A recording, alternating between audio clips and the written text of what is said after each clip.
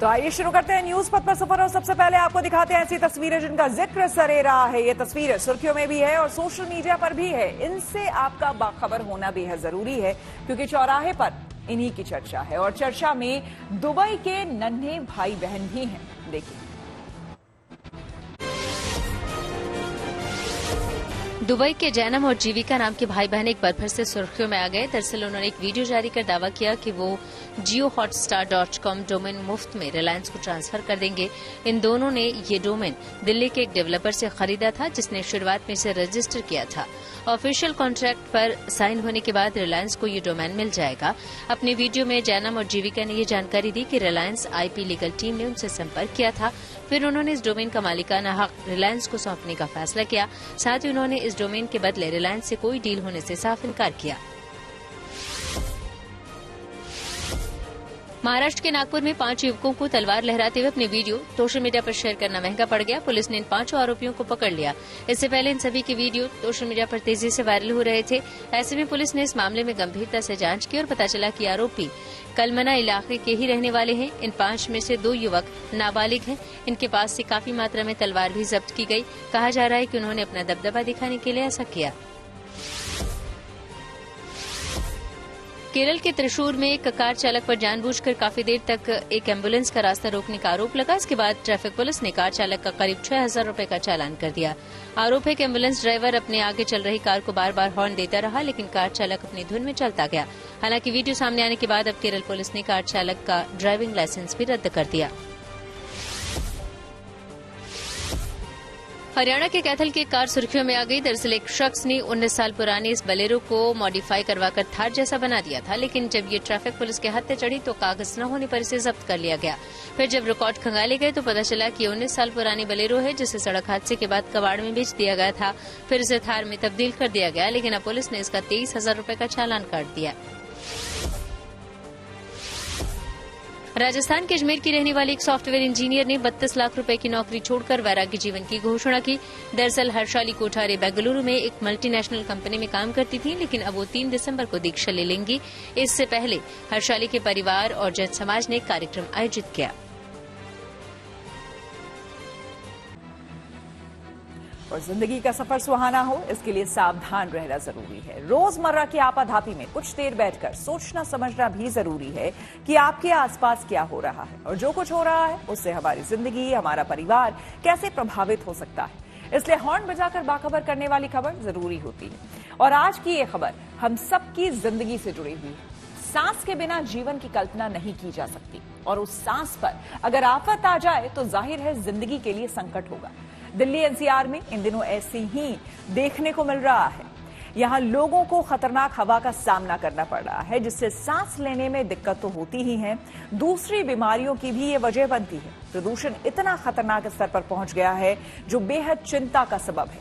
इसलिए इसको लेकर खुद भी सतर्क हो जाएं और दूसरों को भी सावधान करने के लिए हॉर्न बजाएं।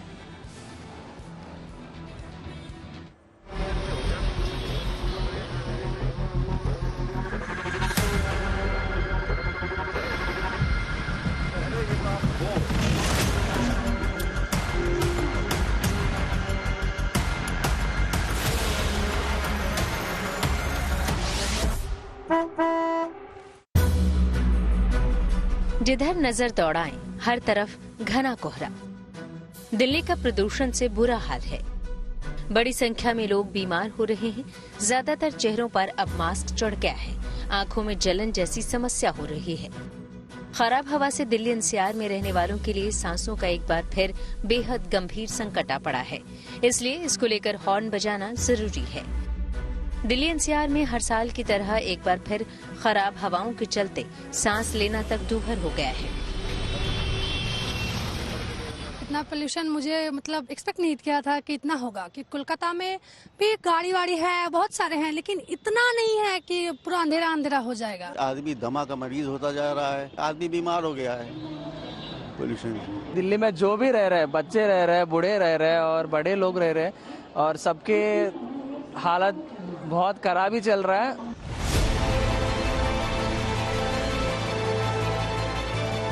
वायु प्रदूषण दिल्ली NCR के लिए गंभीर चुनौती की तरह है। कमोबेश हर इलाके का दमघोंटू हवाओं के चलते बुरा हाल है।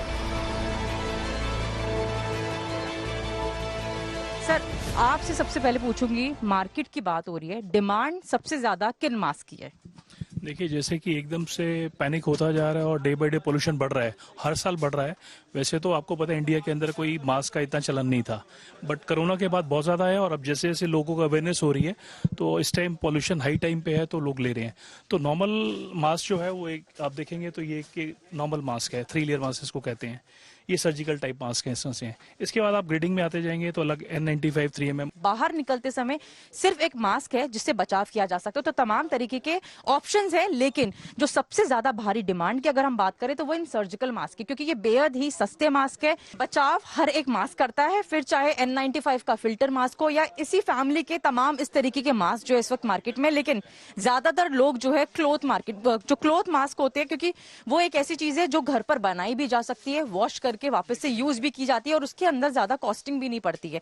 तो बहुत लोग वो मास्क, क्लॉथ वाले कपड़े के मास्क या फिर इस तरीके के सर्जिकल मास्क जो होते हैं वो प्रेफर करते हैं। कई इलाकों में एयर क्वालिटी इंडेक्स यानी AQI 500 के करीब पहुंच गया है, जो कि हवा की गुणवत्ता की बेहद गंभीर श्रेणी है। इसके चलते दिल्ली सरकार ने ग्रैप 4 लागू कर दिया है, जिसके तहत कई तरह की नई पाबंदियां लग गई हैं।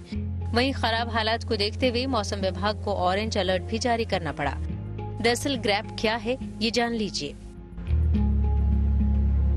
जब AQI 201 से 300 के बीच होता है, जो कि हवा की खराब गुणवत्ता है, उस स्थिति में ग्रैप 1 लागू किया जाता है। AQI 301 से 400 के बीच होता है, जो कि हवा की बहुत खराब गुणवत्ता होती है, उसमें ग्रैप 2 लगाया जाता है। AQI जब 401 से 450 के बीच होता है तो ये स्थिति गंभीर मानी जाती है। वैसी स्थिति में ग्रैप 3 लगाया जाता है और AQI जब 450 से ज्यादा होता है तो ये बहुत गंभीर स्थिति होती है, जिसमें ग्रैप 4 लगाया जाता है। दिल्ली NCR के ज्यादातर इलाकों में AQI का स्तर 400 के पार है।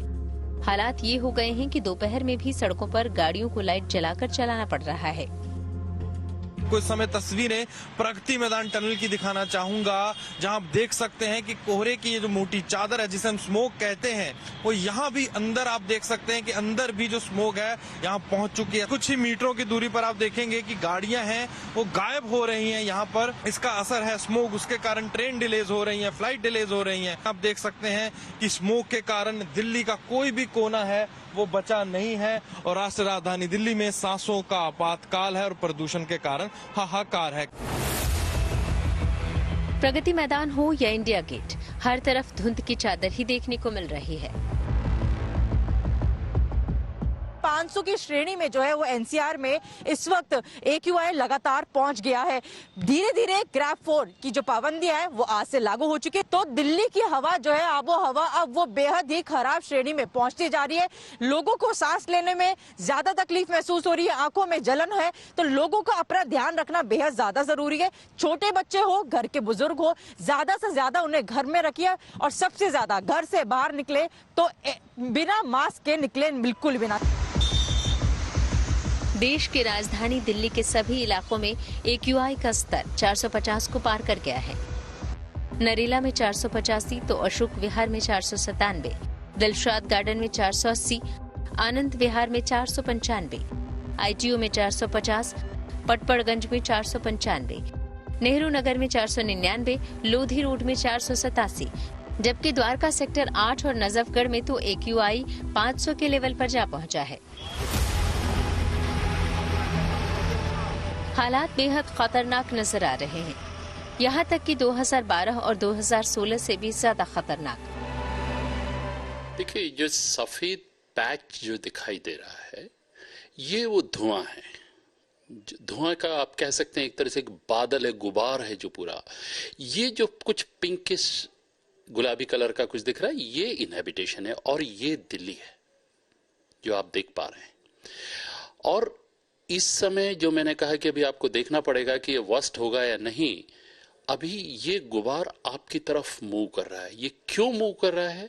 क्योंकि आपकी तरफ विंड डायरेक्शन है। ये पूरा गुबार इधर को आ रहा है और अगर ये दिल्ली के ऊपर पूरी तरह से आया तो मेरी समझ से आज से भी जो स्थिति है वो खराब हो सकती है। इस बीच प्रदूषण से बिगड़ रहे हालात को लेकर सुप्रीम कोर्ट की भी नाराजगी सामने आई। कोर्ट ने मामले की सुनवाई करते हुए कहा कि ग्रैब 4 लागू करने में देरी क्यों की गई। कोर्ट ने ये पूछा है कि जब वायु गुणवत्ता यानी AQI एयर क्वालिटी इंडेक्स 400 के पार कर गया, तब तक आपने ग्रेड 4 लागू करने में इतनी देर क्यों लगाई? ये 4 दिन इंतजार क्यों किया आपने कि दिल्ली की हवा और खराब हो तब हम ग्रेड 4 लगाएं? समय रहते आपने इसमें एक्शन क्यों नहीं लिया? कोर्ट ने AQI के लिए तो जरूर वायु गुणवत्ता प्रबंधन आयोग को की खबर ली है। इसके साथ ही दिल्ली सरकार से पूछा है कि आपने अब तक चीजों को कंट्रोल करने में, दुरुस्त करने में क्या कोई काम किया है और क्या कदम उठाए हैं, ये बताएं। कोर्ट ने दिल्ली सरकार से यहां तक कहा कि अब अगर AQI 400 से नीचे भी आता है तो भी हम आपको ग्रैब 4 को वापस लेने की इजाजत नहीं देंगे। हम यही आदेश देने का प्रस्ताव रखते हैं। आप अदालत की अनुमति के बिना ग्रैब 4 को वापस नहीं लेंगे। कुल मिलाकर प्रदूषण से दिल्ली की जो हालत हो गई है वो बेहद चिंता वाली बात है। इससे asthma, lung cancer, stroke, inflammation, cardiovascular जैसी गंभीर बीमारियों का खतरा बढ़ सकता है। जो ये AQI है 400 क्रॉस करने का मतलब कि इस समय हमारी दिल्ली एक भट्टी के रूप में तब्दील हो रही है, जिसके अंदर PM10, PM2.5 ये बहुतायत मात्रा में है, जो ऑर्गेनिक कंपाउंड के साथ जो कि हमारे लंग्स में, हमारे पूरे बॉडी सिस्टम में काम करते हैं। सबसे इम्पोर्टेंट ये समझना होगा कि ये किस किस ऑर्गन को इन्वॉल्व करता है। तो सबसे पहले जो डायरेक्ट सिम्टम्स होते हैं, आंखों में जलन होना, गले में दर्द होना, खांसी आना, एक फटीग रहना, वीकनेस रहना, मेंटल डिस्ट्रेस में रहना, एंजाइटी बढ़ जाना, ये सब चीजें एक्यूट एपिसोड्स होते हैं। डायरेक्ट लॉन्ग स्टैंडिंग एपिसोड में हमको पता है इससे हमारी मोर्टेलिटी, हमारी जो एज है वो भी थोड़ी कम हो सकती है। जो डाटा बोलता है कि अगर हमें ऐसे पॉल्यूशन में रहे तो हमारी जिंदगी 10 साल कम हो जाएगी। तो जो पॉल्यूशन है इसके मल्टी सिस्टम इन्वॉल्वमेंट है और एक बॉडी के हर एक सिस्टम को ये इन्वॉल्व करता है। मौजूदा वक्त में लोगों को बेहद सावधान रहने की जरूरत है, नहीं तो बीमारियां उन्हें अपनी चपेट में ले सकती हैं। इसकी मात्रा जितनी ज़्यादा होगी उतना ही ज़्यादा बॉडी पे इफेक्ट करेगा।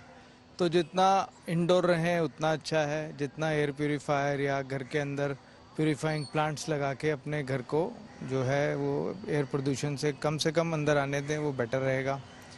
और जैसे एकदम सडनली ठंड हो गई और एकदम जो है उस वजह से प्रदूषण लेवल बहुत ज़्यादा बढ़ गए हैं, जो और बेनिफिशियल चीज़ें हैं वो स्टीम लेना है, गार्गल्स करना है, मुंह धोएं ताकि आंखों में जो जा रहा है प्रदूषण वो ठीक हो।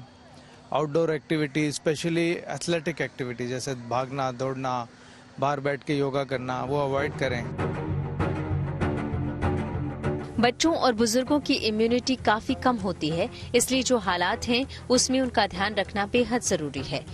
उनका घर से बाहर निकलना उन्हें बीमार कर सकता है, इसलिए उन्हें घर से बाहर न जाने दें।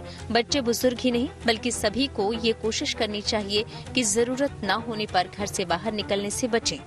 प्रदूषण के विकराल हालात को देखकर खुद सतर्क होने के साथ ही दूसरों को भी सावधान रहने के लिए हॉर्न बजाएं। दिल्ली से कुमार कुणाल, अनमोल बाली और मनीषा लड्डा के साथ bureau report, good news today. Gangster Lawrence Bishnoi का भाई अनमोल बिश्नोई अमेरिका में पकड़ा गया। ये सीधे आपको लिए चलते हैं न्यूज एक्सप्रेसवे पर, जहां देश भर की कुछ और जरूरी खबरें कर रही हैं आपका इंतजार।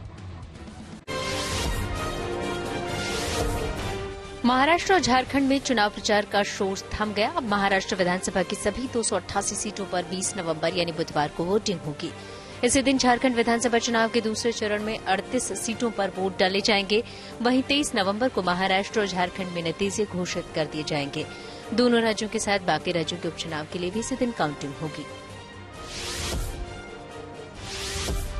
G20 के मंच से प्रधानमंत्री मोदी दुनिया को विकास का मंत्र देंगे। ब्राजील में इस G20 समिट की शुरुआत हो गई है। 2 दिन चलने वाले समिट में 19 देश और 2 संगठन यानी यूरोपियन यूनियन और अफ्रीकन यूनियन भी शामिल हो रहे हैं। इससे पहले ब्राजील में प्रधानमंत्री नरेंद्र मोदी का जोरदार स्वागत किया गया। एयरपोर्ट से लेकर होटल तक पीएम के वेलकम के लिए लोगों की भारी भीड़ देखी गई। लोग हाथों में तिरंगा और पीएम मोदी के पोस्टर लेकर पहुंचे थे, जिन्होंने देशभक्ति के नारों से उनका स्वागत किया। इस दौरान पीएम का वेलकम संस्कृत में मंत्रोच्चार और डांडिया के जरिए भी हुआ। पीएम मोदी ने अपने ब्राजील के दौरे से पहले नाइजीरिया का दौरा किया, जहां के राष्ट्रपति बोला अहमद टिनुबू को उन्होंने सिलोफर पंचामृत कलश तोहफे में दिया। ये कलश महाराष्ट्र के कोल्हापुर की पारंपरिक शिल्प कौशल का एक अद्भुत उदाहरण है। ये सिलोफर पंचामृत कलश हाई क्वालिटी वाली चांदी से बना है। दिल्ली के पूर्व मंत्री कैलाश गहलोत बीजेपी में शामिल हो गए। उन्हें बीजेपी मुख्यालय में केंद्रीय मंत्री मनोहर लाल खट्टर ने पार्टी की सदस्यता दिलाई। एक दिन पहले ही कैलाश गहलोत ने आम आदमी पार्टी और मंत्री पद से इस्तीफा दे दिया था। वहीं कैलाश गहलोत ने दावा किया कि उन्होंने जांच एजेंसियों के दबाव में पार्टी नहीं छोड़ी, बल्कि आम आदमी पार्टी सेवा के मूल्यों से भटक गई है, इस वजह से पार्टी छोड़ी। गैंगस्टर लॉरेंस बिश्नोई का भाई अनमोल बिश्नोई अमेरिका में पकड़ा गया। सूत्रों के मुताबिक अनमोल को कैलिफोर्निया में हिरासत में लिया गया है। पिछले दिनों अमेरिकी अधिकारियों ने अनमोल के अपने देश में होने की पुष्टि की थी। इसके बाद मुंबई पुलिस ने अनमोल बिश्नोई के प्रत्यर्पण के लिए खत लिखा था, लेकिन सूत्रों के मुताबिक अभी मुंबई पुलिस को अनमोल की कस्टडी नहीं मिल सकेगी, क्योंकि आतंकी निज्जर की हत्या के मामले में पहले अनमोल को कनाडा की जांच एजेंसियों को सौंपा जा सकता है। अयोध्या में भगवान श्रीराम का तिलकोत्सव बहुत धूमधाम के साथ आयोजित किया गया। इस दौरान जनकपुर से आए 500 विशेष मेहमान शामिल हुए। उन्होंने भगवान श्रीराम और माता सीता के विवाह की ये पहली रस्म निभाई, जबकि विवाह अगले महीने 6 दिसंबर को जनकपुर में बड़े ही धूमधाम के साथ होगा। इसके लिए 26 नवंबर को भगवान राम की बारात अयोध्या से गाजे बाजे के साथ जनकपुर के लिए रवाना होगी, जहां 4 दिनों तक विवाह की रस्में होंगी और फिर 9 दिसंबर को भगवान राम और माता जानकी अयोध्या लौटेंगे।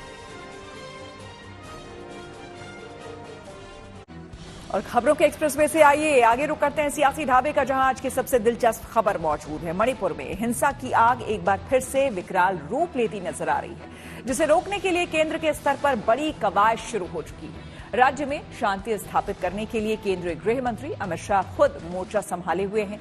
मीटिंग के जरिए वो हालात को सामान्य बनाने की कोशिशें कर रहे हैं, लेकिन एक बार फिर से जब मणिपुर के हालात बिगड़ने लगे तो विपक्ष ने केंद्र को आड़े हाथों लेते हुए प्रधानमंत्री नरेंद्र मोदी तक पर निशाना साधा। खास बात यह है कि इस बार आरएसएस और एबीवीपी ने भी मणिपुर की हिंसा को लेकर सवाल खड़े किए हैं।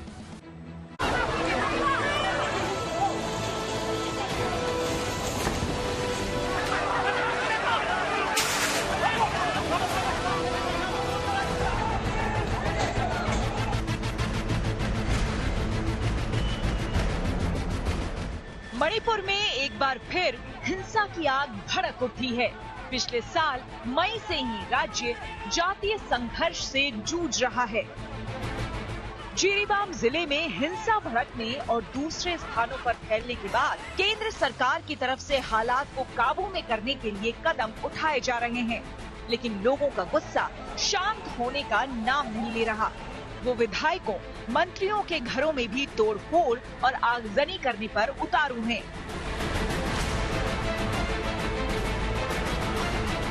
दरअसल मणिपुर में राहत शिविर से लापता 3 महिलाओं और 3 बच्चों के शव मिलने के बाद ताजा हिंसा भड़क उठी। बताया गया कि महिलाओं और बच्चों की उग्रवादियों ने हत्या की है। इसके विरोध में बंद के साथ ही विरोध प्रदर्शन का सिलसिला भी शुरू हो गया। राज्य में शांति बहाली के लिए स्थानीय लोगों के साथ ही स्टूडेंट्स भूख हड़ताल भी कर रहे हैं। हम लोग सरकार से अपील करना चाहती है, वो पीसफुली इस प्रॉब्लम को सॉल्व कर दीजिए।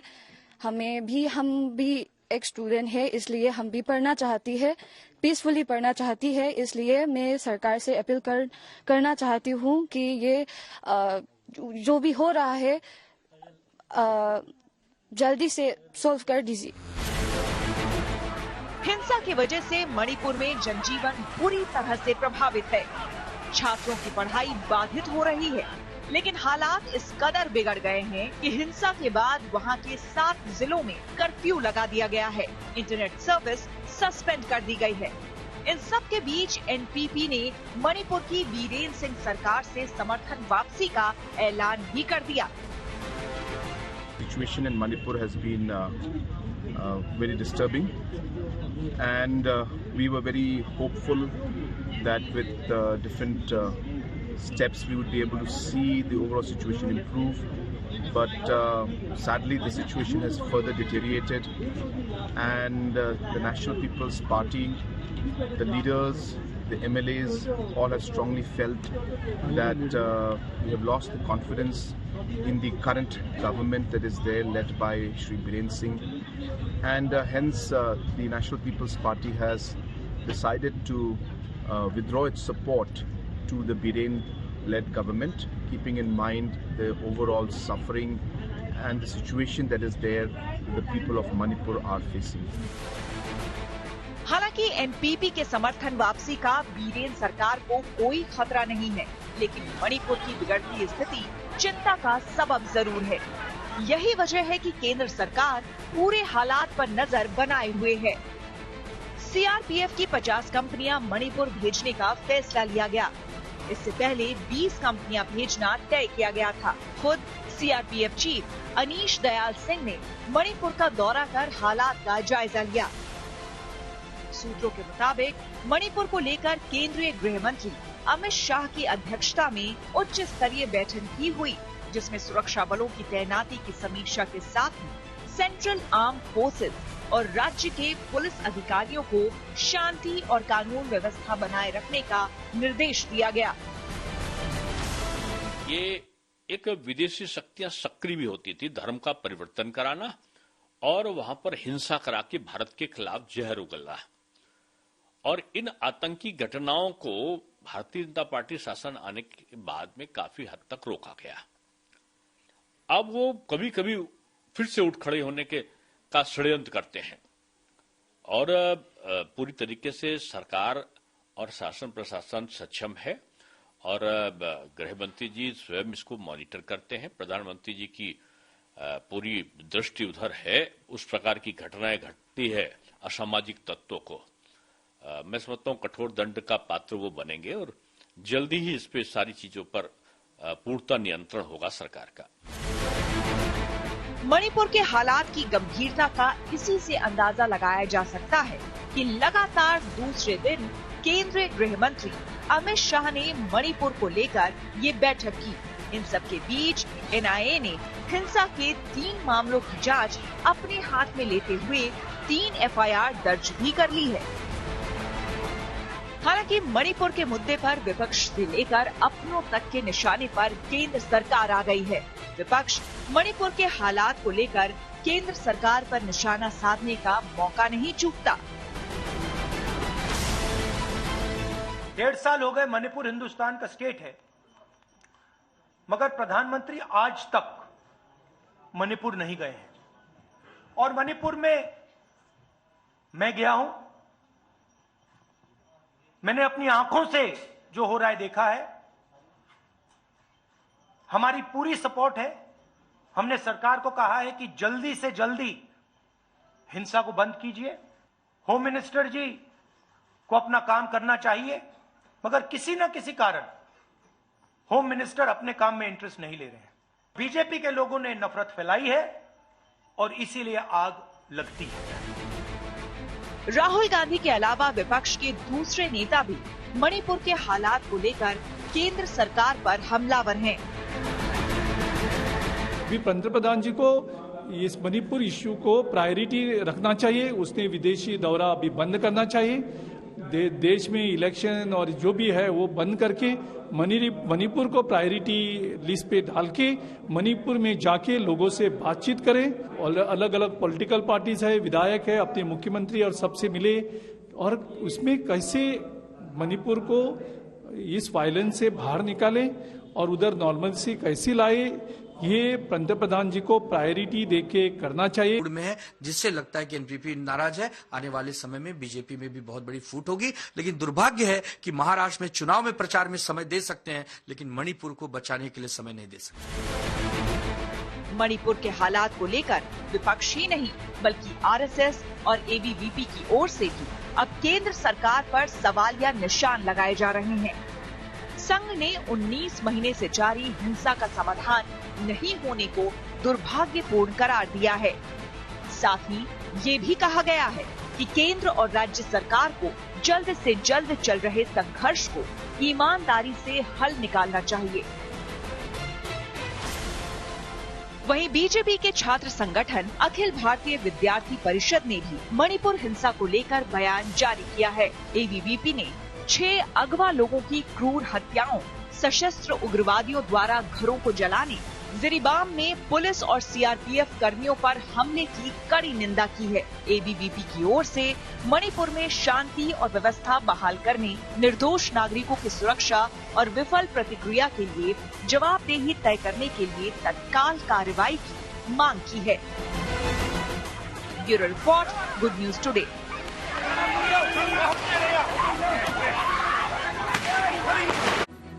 न्यूज पथ पर आगे है धन बाजार, जहां शेयर बाजार से लेकर कारोबार तक की सभी अहम खबरें होती हैं, जिसका सीधा रिश्ता आपकी आमदनी आपकी जेब से होता है। तो तेज रफ्तार खबरों के बीच ये जरूरी खबरें छूट ना जाए, इसलिए सीधे आपको लिए चलते हैं धन बाजार। हफ्ते के पहले कारोबारी दिन शेयर बाजार में गिरावट देखने को मिली। सेंसेक्स 241 अंक लुढ़ककर 77,339 पर बंद हुआ। वहीं निफ्टी भी 79 अंक फसला, ये गिरकर 23,454 पर आ गया। आईटी और हेल्थ केयर समेत कई सेक्टरों के शेयरों में कमजोरी रही। आइए अब रुक करते हैं प्रगति मार्ग का, जहां ऐसी खबरें हैं जो कि देश की तरक्की, प्रगति और लोगों की काबिलियत दिखाती है। प्रगति मार्ग में आज बात 6G को लेकर देश में चल रही तैयारियों की। सरकार ने इसको लेकर कमर कस ली है। ऐसे में इसे कैसे उपयोगी बनाया जा सके और देश और दुनिया की तरक्की में कैसे ज्यादा से ज्यादा इसका इस्तेमाल हो सके, इसे लेकर ग्रेटर नोएडा की शारदा यूनिवर्सिटी में एक कॉन्फ्रेंस आयोजित की गई है, जिसमें 25 देशों के प्रतिनिधियों ने हिस्सा लिया।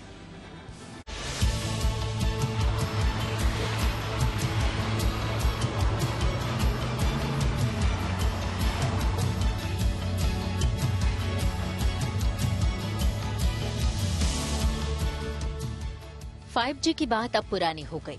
अब तो इंतजार 6G का हो रहा है। सिर्फ इंतजार ही नहीं, तैयारियां भी जोर शोर से चल रही हैं। तैयारी सिर्फ लॉन्चिंग की ही नहीं, इस बात की भी है कि 6G का आगमन हमारे देश में बदलाव का नया अध्याय कैसे लिखेगा।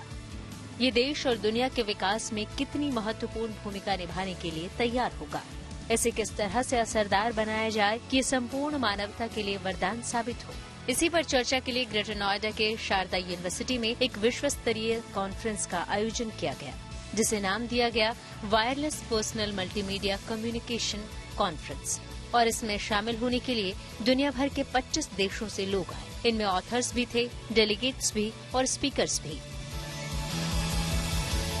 इस साल का जो कॉन्फ्रेंस का थीम है वो है 6G, AI and then humanity and technology. 2030 में जो 6G लॉन्च होगा और जो 5G अभी रोल आउट हुए हैं उसके ऊपर जितना एनहेंसमेंट होकर 6G का जो भी सर्विसेज हैं और सारे टेक्नोलॉजी एक साथ 6G में इंटीग्रेट होके एक हाई स्पीड डेटा देगा और AI डिस्ट्रीब्यूटेड AI हो जाएगा और आम आदमी को बहुत ही उसका उपयोग होगा। और 6G का डिप्लॉयमेंट से सारे तरह का इंफॉर्मेशन बहुत फास्ट एक्विजिशन होके AI लगा के मानवता के लिए और अच्छा होगा। वैश्विक स्तर पर 6G के जरिए दुनिया की तरक्की के लिए नई राह बनाने की कोशिशें चल रही हैं। ऐसे में भारत ने भी अपना लक्ष्य तय किया है, ताकि जब दुनिया में विकास की नई राहें खुले तो उसमें भारत का भरपूर योगदान झलके। इसके लिए रिसर्च पर ज्यादा से ज्यादा जोर दिया जा रहा है, नई तकनीक को प्रमोट किया जा रहा है। पेटेंट के जरिए भारत अपने योगदान को सुनिश्चित कराने की तैयारी भी साथ साथ कर रहा है। हमारा एम ये है कि 6G में हमारे मंत्री जी ने कहा है कि 10% जो स्टैंडर्ड एसेंशियल पेटेंट्स होते हैं 6G में वो इंडिया से हों।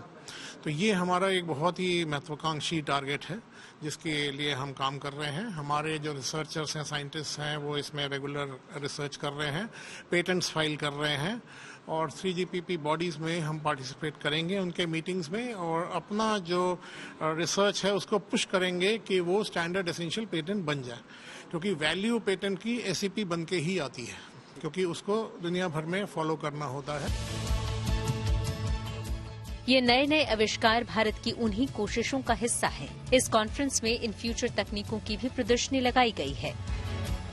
मिशन चंद्रयान में हमने इस तरह का प्रज्ञान रोवर देखा था जो कि वहां पर जाकर लैंड किया। उसके बाद से जो डेटा है उसको इकट्ठा किया गया था, लेकिन अब ये कुछ बच्चों ने जो नया बनाया है और ये उसका एक एडवांस्ड वर्जन है। ये कैसे अलग है, ये कैसे और ज्यादा जानकारी जुटाने में हेल्प करेगा, ये हम इन बच्चों से ही बात कर लेते हैं। ये उससे कितना अलग है, उससे कितनी एडवांस जानकारी लेकर आ सकता है? सर अभी तक जो रोवर यूज हुए थे उनमें सिक्वेंशियल मतलब पहले से फीड किया गया कि उसको ऐसे ऐसे काम करना है और उसके बाद उसमें जो भी यहाँ से अगर हमें अलग चीजें करनी होती है तो यहाँ से सिग्नल भेजा जाता है कम्युनिकेशन के थ्रू। बट अभी जो प्रोजेक्ट्स आगे काम किया जैसे AI वगैरह आ रहा है तो अभी काम किया जा रहा है कि सब चीजें खुद से की जाए, तो ऑटोनोमसली ये सब कुछ काम करने के कैपेबल है। तो इसे कमांड नहीं देना पड़ेगा ना आपको इसको ना तो कोई कमांड देना ना आपको इसको लुक आफ्टर करना है। जो इसके अंदर जो इसको काम कर रहा है जो कि सैंपल ढूंढना है, ऑब्स्टिकल्स को अवॉइड करना, मान लो कोई बड़ा गड्ढा है तो वो खुद से देख के उसको चेंज कर लेगा अपने रास्ते को। लैंड मैपिंग के लिए तैयार किया गया ये ड्रोन और सॉफ्टवेयर नया शहर बसाने में कारगर साबित होंगे। कहाँ ड्रेनेज सिस्टम होना चाहिए, कहाँ वाटर पाइपलाइन, इसका सर्वे ड्रोन और उसका सॉफ्टवेयर करेगा। और ये नया ड्रोन जिसे बुलेट ड्रोन नाम दिया गया है, इसे लेकर दावा है कि ये सेना की बॉम्बिंग क्षमता को और बढ़ाएगा, क्योंकि 6G के बाद ये ज्यादा दूर तक और ज्यादा एक्यूरेसी के साथ काम करेगा। सेना में अब लगातार ड्रोन का इस्तेमाल हो रहा है, बॉम्बिंग के लिए भी कुछ ड्रोन का इस्तेमाल किया जा रहा है, लेकिन हम आपको एक फ्यूचर ड्रोन दिखा रहे हैं। ये फ्यूचर ड्रोन भी बॉम्बिंग के लिए इस्तेमाल किया जाएगा। हालांकि जो अभी ड्रोन्स बॉम्बिंग के लिए इस्तेमाल किए जा रहे हैं उनसे इसकी कैपेसिटी कहीं ज्यादा होगी, रेंज के मामले में भी और एक्सप्लोजिव कैरी करने के मामले में भी। जब हम बात कर रहे हैं कि 6G टेक्नोलॉजी जब आएगी तो क्या असर बढ़ेगा, जब 6G टेक्नोलॉजी इसके साथ जुड़ेगी कितना असर इस पर पड़ेगा? देखिए, एक तो 6G टेक्नोलॉजी से ये होगा कि इसकी जो क्रेडिबिलिटी है, सिस्टम की जो रिलायबिलिटी, क्रेडिबिलिटी और जो रेंज कवर करती है वो काफी बढ़ जाएगी पहले से। दूसरी बात है कि अभी जैसे 4G 5G टेक्नोलॉजी हम यूज कर रहे हैं, जैसे सर्वे मैपिंग में भी यूज किया जाता है, तो 6G क्या करेगा, उसको और इनहेंस कर देगा, एक्यूरेसी बढ़ाएगा, रेंज बढ़ाएगा। कुल मिलाकर 6G को लेकर भारत में जितना उत्साह और जितना इंतजार है उतना ही जोर तैयारियों पर भी है। Manish Chaurasia, greater Noida, good news today. इसी के साथ न्यूज पथ में मेरे यानी श्वेता झा के साथ फिलहाल इतना ही। देश दुनिया की तमाम पॉजिटिव खबरों के लिए आप देखते रहिए गुड न्यूज टुडे।